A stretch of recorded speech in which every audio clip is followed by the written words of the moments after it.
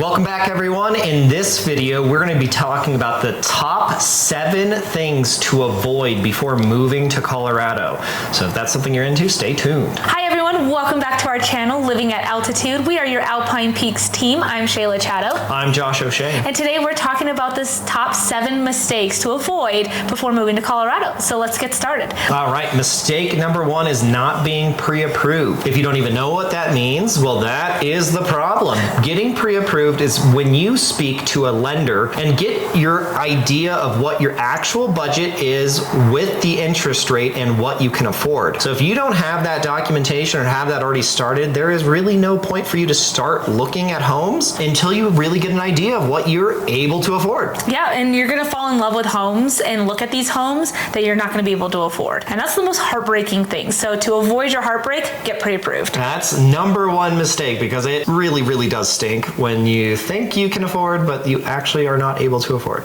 No, mistake number 2 is not understanding your HOA. So there is a lot of HOAs in Colorado, and knowing what that means of your terms of rules, the expenses and fees and restrictions is gonna save you a lot of heartache. You don't wanna buy a home and then come to find out you can't park your RV in your trailer off the side of your house. So to avoid that, making sure that you understand your HOA and all that comes with it. Yeah, and just going into HOAs, it's a really good idea to, pull those rules and regulations from them. Most of them are professionally managed, so you are allowed to access all of that documentation before you even buy. So it's a really good idea just to dive on in and see what you're able to do, because if you want to change your house color and they only give you a selected palette that you're allowed to choose from and you hate all of those, that might not be the right spot for you. That might not be. Or if you have a car you love working on and you want to keep it out front, they might not allow you. So there's just good idea to really dive into what those rules and regulations are, what covenants come with it, and what you are allowed to do. And if you don't do those things, it can really stink for you. Mistake number 3, not knowing your budget. This kind of goes with rule number 1, but if you've been pre-approved, you might not be aware of different taxes that can be associated in Colorado. Our taxes can be based county to county. They can also be based in, surprisingly, neighborhood to neighborhood. So there might be a special tax district that you have moved into that you were approved to go buy this home because it was within your budget, but now the taxes have kind of kicked you out of it. And in Colorado, unfortunately, there has been a large increase in property taxes for almost every homeowner here in the state. We have increased by almost 200% in taxes. So we used to be pretty affordable for your property tax, and that has increased significantly. So Colorado might not be the best option for you if you were looking for that low property tax, because that has increased a ton. That's going huge into your budget if you aren't paying attention to what you're able to afford per the county. And a lender will be able to tell you how that affects your mortgage payment, how far it bumps you up, and if you're able to afford that. So knowing your budget and getting that pre-approval. And setting that escrow account up so that you are paying month to month that is actually covering your taxes for the year, but the escrow account might require you to put in a little more that you weren't aware of. So going on to mistake number 4, and that is not touring the neighborhoods that you are thinking about going or buying into. So that is what we really want to call a recon trip. Come out to Colorado, see where you want to live, look at those neighborhoods, look at the traffic around it, and do your research on that neighborhood. So making sure that if you are coming from somewhere on the West Coast and you're not used to snow and you want to move to Evergreen, making sure that you're okay with snow. Come out here in the winter, drive around here in the winter and see if that is comfortable for you. Because a lot of people don't do their research when they come out to neighborhoods, and they just feel like they just kind of throw a dart on a map and say, yep, that's where I'm going to go. Have that idealistic of Colorado living. Okay, so with that recon trip, we really do advise, let's just say you are, a summertime shopper. It's a really good idea to get that wintertime experience. You really need to understand what we mean by what the snow can do for you. We have put people up in Evergreen, up in Conifer, who thought the mountains were beautiful in the summertime, loved the leaves changing in the fall, and then got dumped on with 4 feet of snow and were not prepared, and they realized that that wasn't the right idea for them. The biggest mistake I feel like a lot of people make when moving out here is not having the correct vehicle. You might think your 2-wheel drive is a great vehicle to have. Sports car. Yeah, like we really think it's really fun. Those are garage cars until the summertime. We have really crazy weather here in Colorado, so your 2-wheel drive is going to get stuck even in just normal suburban neighborhoods when we get big snow loads. The plow trucks can only do as much as they possibly can, and what they're going to focus on first is main corridors, school bus routes, and then, if they can, the neighborhood. But sometimes we get so much snow, their main focus is corridors. So they're only going to be running up 285, I-70 constantly, but they will never get to you. And if you have to get into town and you're bringing your little two-wheel drive over here to the foothills, you're going to have, I would say, problems 15 to 20 days out of the year. And that can be significant with work and frustrating. So four-wheel drive is highly recommended. If you are going to do an all-wheel drive or a two-wheel drive, really focus on your tires. Go snow tires, get studded tires. Colorado does not have a regulation on studded tires, so you can have studded snow tires here in Colorado driving the main roads. That's going to help you a ton, but it is highly advised, get a four-wheel.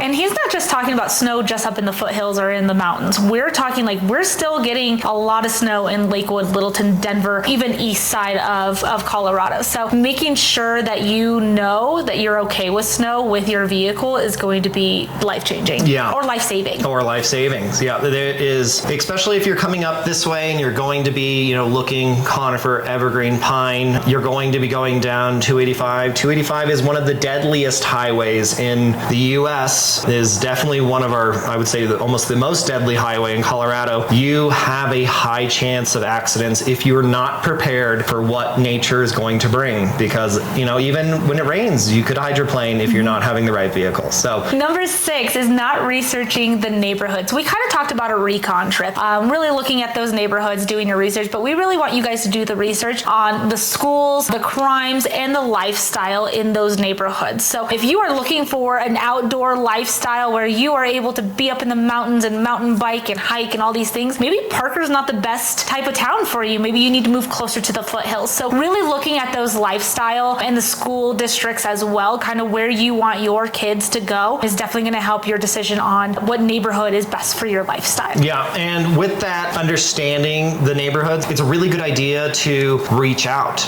and ask those questions. Put them in the comments down below. Hey, I am thinking about making this move. What area would work best for me? Write them in the comments down below. Shayla and I do read those, and we will get back to you on those questions. But if you're just making that move and you're really needing to understand, dive into some Google, dive into the county that we're in. You can look at all of those reports off of, Jefferson County, Clear Creek County, Arapahoe County, Denver County. Look at what that neighborhood has to offer you, and just do some research before you come out here, because it would be the worst thing to put you into a home that you really love and it is not the area you want to be. Not the area you want to be in. A lot of police cars, a lot of unwanted traffic. It's a good way to really make you upset to make that beautiful move to Colorado. Not to mention our YouTube videos that we do tours of different places in Colorado. So we have a foothills tour and also a mountain tour for Evergreen. So be sure to check those out if you're kind of thinking those are the neighborhoods you want to look into. Yeah, and you can see that right up here if you want to click into those and jump over to that next video. But let's talk about the very last thing. Number 7. Number 7, you should have a realtor with you. Do you know a realtor? I do. I do know some realtors. Bing, bing, bing. We could be your realtors. We are very familiar. We're both Colorado natives, lived here our whole life. We have a lot of knowledge of Colorado. And we're not just saying you have to be, Denver specific, foothills specific. That's just the area we're in. We are licensed statewide. So if you're looking way up north, Fort Collins, Craig, if you want to go way south, Pueblo, Colorado Springs, if you want to go all the way to the West Coast and go to Grand Junction, we are familiar with all these areas, and we have done a lot of business outside of our little scope that we're in. I've got 11 years of real estate in me. I have sold pretty much anywhere in Colorado. We're good at this. It's a good idea to have a realtor with you, Shayla, even on a new build. Yeah, especially on a new build. You really want a realtor's advice. We can direct and be able to give you the best advice when it comes to certain things in the home, inspection, making things pass inspection, and making sure the builders are making sure everything for life and safety is up to date, so that way you're not getting into a home and all of a sudden you're plugging in something into an outlet and it doesn't work. They didn't even wire it. So we want to make sure that even if you are going into a new home build, that we are here for you. There's a lot of home builders that, might skip out on something because they have got 500 more to build. They might have forgotten And so a lot of people go into new builds and they think this is brand new. It's got to be good. It's got to be great. There's a lot of mistakes that do happen, and it's good to have a realtor on your side because new home builders will give you incentives on, hey, don't use them, use our lender, use this, we'll give you a discount. But then they will not honor the things that they mistaked because they have a 1-year period to make sure that happens. And if you don't look for that, it's on you. So there you have it. Those are the top 7 mistakes to avoid when moving to Colorado. If you like this video, please hit that like button. And if you are looking to move to Colorado, hit subscribe. We do weekly videos all about Colorado, and we are your Alpine Peaks team. Yeah, and then make sure you hit that bell so you're notified each time we make a fun video, because Shayla and I love doing this. If you have any comments, if you want to know something specific about Colorado, write in the comments down below. Shayla and I do read those, and we will get back to you or make a video specifically for you so you understand anything that possibly could happen in Colorado. You'll have the answer. Well, till next time. Till next time. We'll see you later. Bye.